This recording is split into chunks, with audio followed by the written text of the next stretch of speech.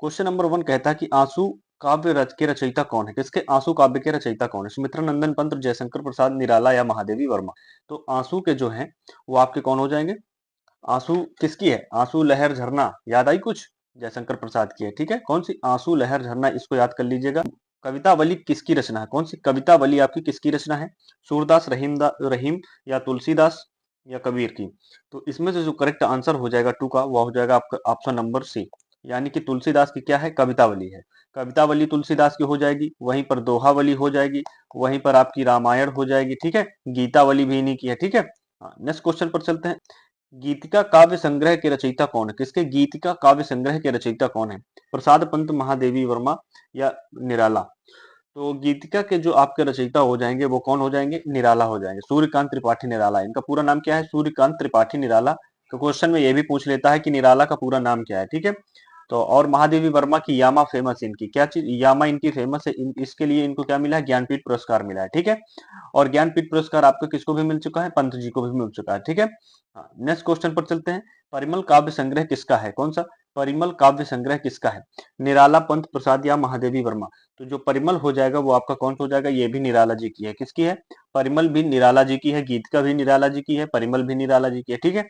तो पंत के लिए अभी बता ही दिया हूं कि ज्ञानपीठ पुरस्कार मिल चुका है। किसके लिए मिला है? चिदम्बरा के लिए मिला। किसके लिए?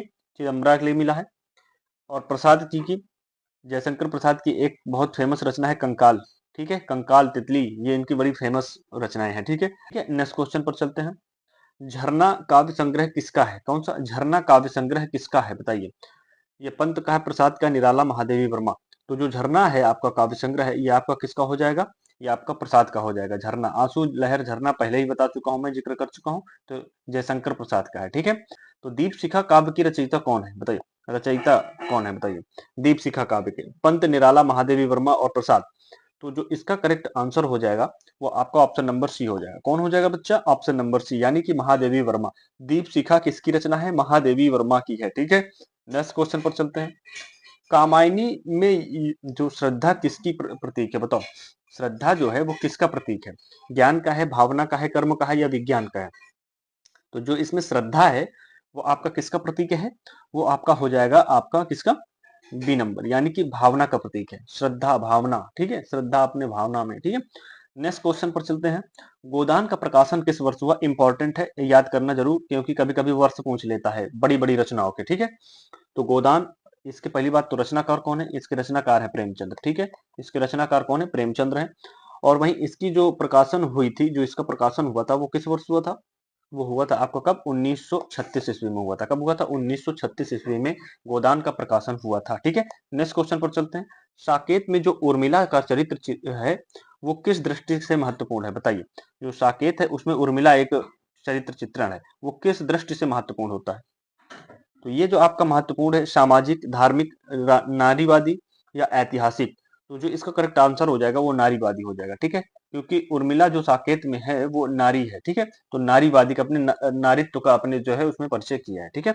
नेक्स्ट क्वेश्चन पर चलते हैं। रामचरितमानस के कुल कितने खंड हैं? बताओ। मतलब कुल कितने कांड में है रामचरितमानस? 5, 6, 8 या 7? तो इसका जो करेक्ट आंसर हो जाएगा 10 का, इसमें हो जाएगा 7।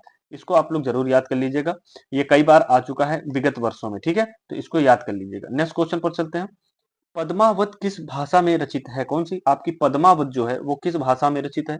अवधी, ब्रज, फारसी या खड़ी बोली? तो जो पद्मावत है वो आपकी किस भाषा में है? ये आपकी हो जाएगी अवधी भाषा में, ठीक है। पद्मावत जो है वो अवधी भाषा में है, ठीक है। हाँ। नेक्स्ट क्वेश्चन पर चलते हैं। बिहारी सतसई के कितने दोहे हैं? बताओ। बिहारी सतसई में कितने दोहे हैं? 500, 700, 713 या 600? तो जो बिहारी सतसई में जो दोहे हैं वो आपके हो जाएंगे कितने? 713 दोहे हैं, ठीक है। इंपॉर्टेंट है, विगत वर्षों में ये भी पूछा जा चुका है। नेक्स्ट क्वेश्चन पर चलता हूँ। रसखान, कौन? रसखान का वास्तविक नाम क्या था? ये देखो, वास्तविक नाम बीच बीच पूछ लिया जाता है। सैयद इब्राहिम या अब्दुल रहीम रसखान या मोहम्मद हुसैन रसखान या फजल अली रसखान? तो इसका जो करेक्ट आंसर हो जाएगा वो आपका हो जाएगा कौन? सैयद इब्राहिम रसखान या अब्दुल रहीम रसखान? नहीं, सैयद इब्राहिम रसखान हो जाएगा। थोड़ा एक बार देख लीजिएगा, ठीक है। अंधा युग किस पौराणिक कथा पर आधारित है? कौन सा अंधा युग जो है वो आपके किस पौराणिक कथा पर आधारित है? रामायण, महाभारत, भागवत या पुराण? तो जो करेक्ट आंसर होगा 14 का वो हो जाएगा आपका कौन सा? महाभारत हो जाएगा, ठीक है। अंधा युग जो है वो महाभारत का जो है पौराणिक कथा पर आधारित है। ठीक है। नेक्स्ट क्वेश्चन, आषाढ़ का एक दिन के लिए मुख्य पात्र कौन है? किसके आषाढ़ के एक दिन के लिए मुख्य पात्र के बारे में पूछ रहा है?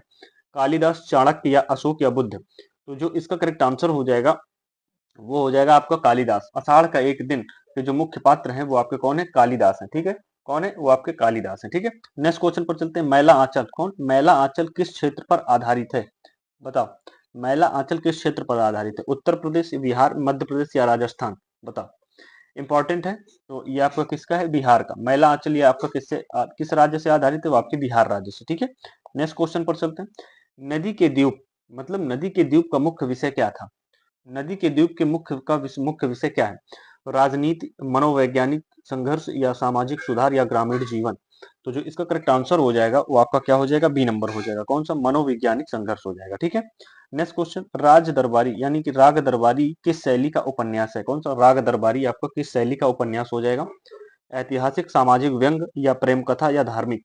तो इसका जो करेक्ट आंसर हो जाएगा वो आपका बी हो जाएगा। कौन सा? सामाजिक व्यंग। कौन सा? सामाजिक व्यंग पर आधारित है। नेक्स्ट क्वेश्चन, हरिशंकर परसाई की प्रसिद्ध कृति कौन सी है? किसकी? हरिशंकर परसाई की प्रसिद्ध कृति कौन सी है? राग दरबारी या तिरछी रेखाएं या मैला आंचल या झूठा सच? तो इसका जो करेक्ट आंसर हो जाएगा वो आपका तिरछी रेखाएं हो जाएगी। कौन सी? हरिशंकर परसाई यानी तिरछी रेखाएं। ठीक है। अज्ञे किस आंदोलन से जुड़े थे? बताओ। अज्ञे जी जो हैं वो किस आंदोलन से जुड़े हैं?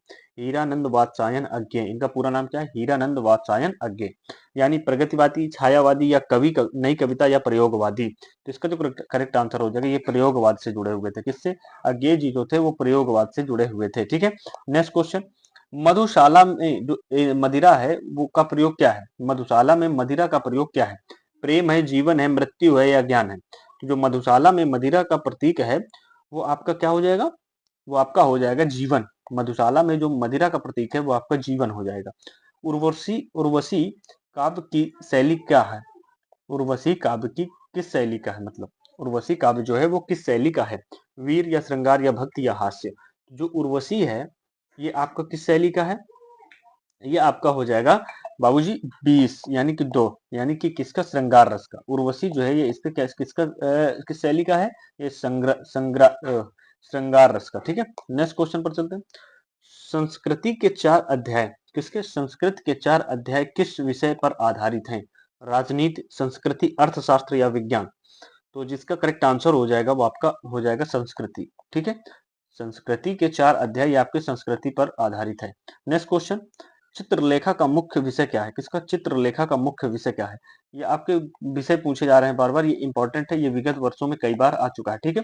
हाँ, प्रेम, पाप, पुण्य या युद्ध या राजनीति? तो इसका करेक्ट आंसर क्या हो जाएगा? 24 का हो जाएगा बी नंबर, यानी कि कौन सा? पाप और पुण्य। ठीक है। नेक्स्ट क्वेश्चन पर चलते हैं। झूठा सच किस घटना से संबंधित है? कौन सा? झूठा सच आपका किस घटना से संबंधित है?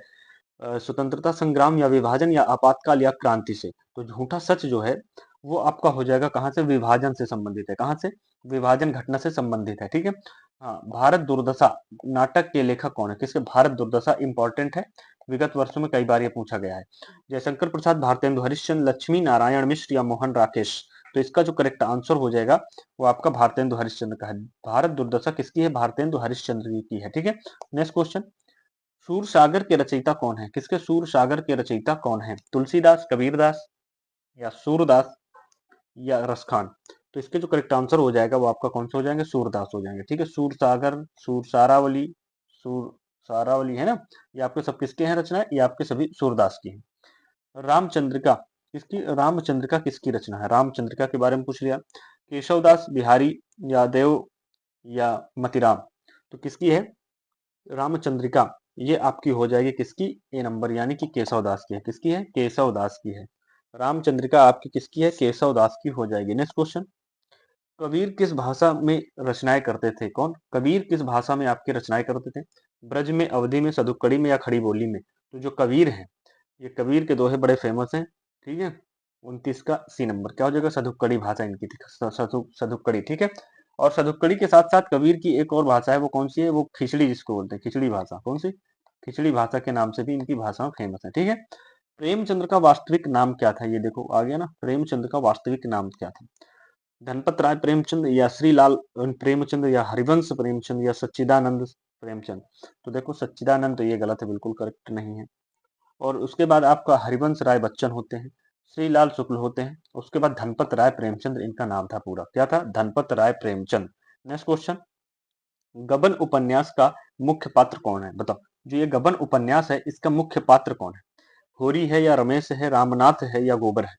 तो जो गबन का है वो आपका क्या हो जाएगा करेक्ट आंसर? रामनाथ। इसके जो प्रमुख पात्र जो थे वो आपके कौन थे? रामनाथ जी थे, ठीक है।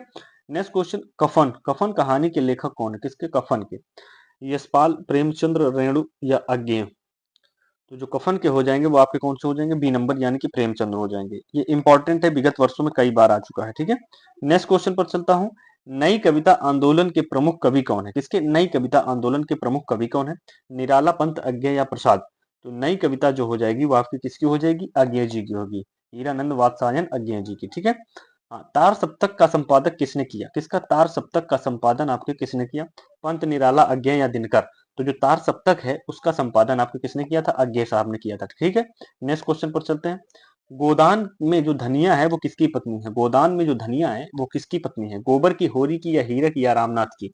जब रामनाथ उसके प्रमुख पात्र हैं तो उसी की तो हो जाएगी ना। किसकी हो जाएगी? नहीं, होरी की है, ठीक है, इसलिए ये गलत हो जाएगा, मैं समझ रहा था।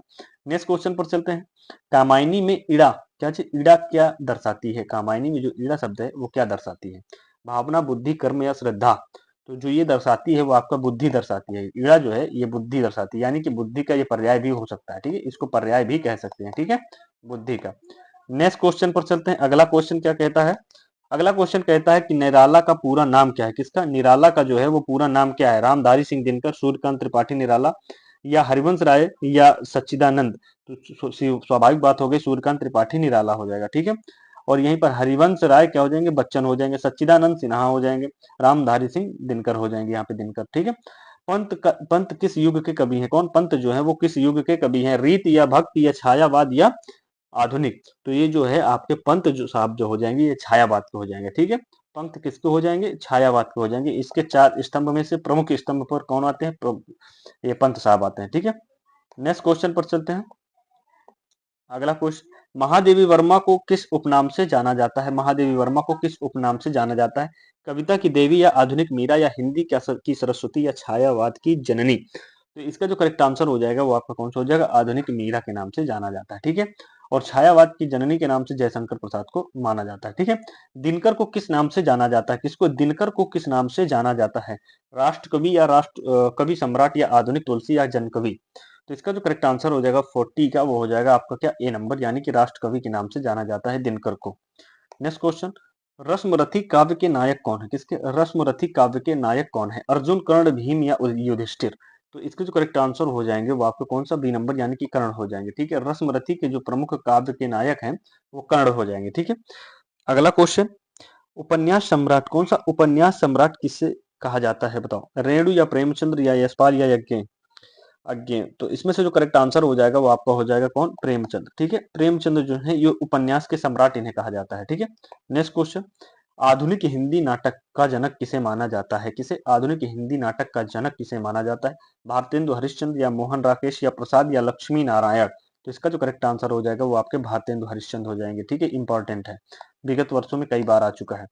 हिंदी गद्य का जनक कौन है? बताओ, हिंदी गद्य का जनक कौन है? महावीर प्रसाद द्विवेदी, भारतेंदु या बालकृष्ण भट्ट या प्रेमचंद्र? तो जो हिंदी गद्य का जनक है वो आपके कौन हो जाएंगे? ये आपका हो जाएगा बी नंबर, यानी कि भारतेंदु हो जाएंगे। कौन? भारतेंदु हो जाएंगे। नेक्स्ट क्वेश्चन, छायावाद के चार स्तंभों में कौन शामिल नहीं है? किसके? छायावाद के चार स्तंभों में कौन शामिल नहीं है? प्रसाद जी इसके प्रमुख हैं। कौन? प्रसाद जी इसके जो है वो आपके प्रमुख हो जाएंगे। पंत भी है, निराला भी है, यानी दिनकर इसमें नहीं हो जाएगा। करेक्ट आंसर क्या हो जाएगा? दिनकर, ठीक है। नेक्स्ट क्वेश्चन, वीर रस के प्रमुख कवि कौन है? किसके? वीर रस के जो है वो प्रमुख कवि कौन है? बिहारी, दिनकर, कबीर या सूर? तो इसमें से सूर का मतलब सूरदास है, ठीक है। हाँ, तो जो इसका करेक्ट आंसर हो जाएगा वो आपका कौन सा हो जाएगा? दिनकर साहब इसमें जो है काफी फेमस है वीर के लिए, ठीक है, वीर रस में ये काफी फेमस है।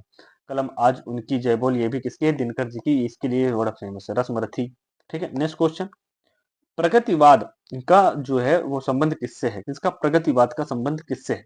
भक्ति से, समाजवाद से या श्रृंखला से, वो सॉरी श्रृंगार से या आध्यात्म से? तो जो 47 का करेक्ट आंसर हो जाएगा वो क्या हो जाएगा? समाजवाद। क्या हो जाएगा इसका करेक्ट आंसर? समाजवाद, यानी प्रगतिवाद का जो संबंध है वो समाजवाद से है, ठीक है। हाँ, रीतिकाल, यानी कि रीतिकाल का प्रमुख विषय क्या था? किसका रीतिकाल का प्रमुख विषय क्या था? भक्ति, वीरता, श्रृंगार या और समाज सुधार। तो जो रीतिकाल का प्रमुख विषय था वो आपका हो जाएगा क्या चीज? हो जाएगा आपका श्रृंगार, ठीक है। रीतकाल यानी कि रीतकाल का जो संबंध होता है प्रमुख, वो विषय जो होता है वो श्रृंगार होता है, ठीक है। नेक्स्ट क्वेश्चन पर चलते हैं। भक्ति काल को कितने भागों में बांटा गया है? तो ये जो भक्ति काल है वो कितने भागों में बांटा गया है? आज का लास्ट सेकंड क्वेश्चन है। ये आपको दो भागों में बांटा गया है, यानी कि किन किन भागों में बांटा गया है? ये आपका एक हो जाएगा राम भक्ति शाखा, एक हो जाएगा आपका कृष्ण भक्ति शाखा, ठीक है। तो ये दो हो जाते हैं, ठीक है। नेक्स्ट क्वेश्चन और आज का लास्ट क्वेश्चन। आधुनिक काल का प्रारंभ कब हुआ? किसका आधुनिक काल का प्रारंभ कब हुआ? 1800 या 1850 या 1900 या 1750? तो जो आधुनिक काल का जो है वो आपका कब हुआ था? 1850, ठीक है। हाँ, 1850 में माना जाता है, ठीक है। हाँ, आज का ये लास्ट क्वेश्चन था और आज 50 क्वेश्चन हुए। आप लोग कमेंट बॉक्स में बताइए आप लोगों ने 50 में कितने क्वेश्चन सही किए, ठीक है। और प्रैक्टिस सेशन अच्छा लगा हुआ तो एक लाइक और सब्सक्राइब जरूर कर दीजिएगा। फिर मिलते हैं अगली क्लास में, तब तक के लिए जय हिंद।